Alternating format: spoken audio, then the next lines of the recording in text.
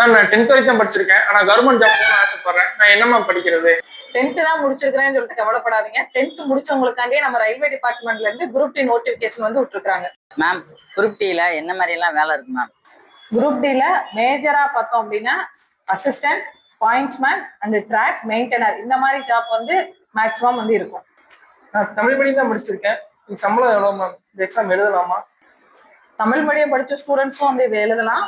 இதுக்கு சம்பளம் அப்படின்னு பார்த்தோம் அப்படின்னா கரண்டா 25,000 வருது.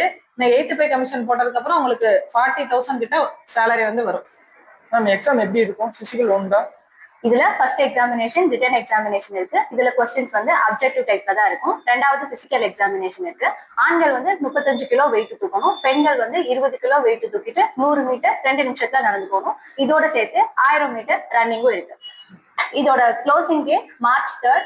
ஸோ அது அப்ளை பண்ணாதவங்க சீக்கிரமா அப்ளை பண்ணுங்க. மேம் எனக்கு வயசு 30 ஆயிடுச்சு. இந்த எக்ஸாம் எழுதலாமா? ஏஜ் லிமிட் எவ்வளவு மேம்? கண்டிப்பா எழுதலாம். ஜென்ரல் அப்படின்னா 18ல இருந்து 33 வயசு வரை எழுதலாம். எஸ்சி எஸ்டி பீப்புள் 38 வயசு வரை எழுதலாம். ஓபிசி பீப்புள் 36 வரை எழுதலாம். அந்த ஓபிசில பிசி, எம்பிசி, பிசிஎம் வருவாங்க. நம்ம சாய் அகாடமில ரயில்வே குரூப் டிக்கான கிளாஸஸ் வர சாட்டர்டேல இருந்து ஸ்டார்ட் பண்ண போறோம்.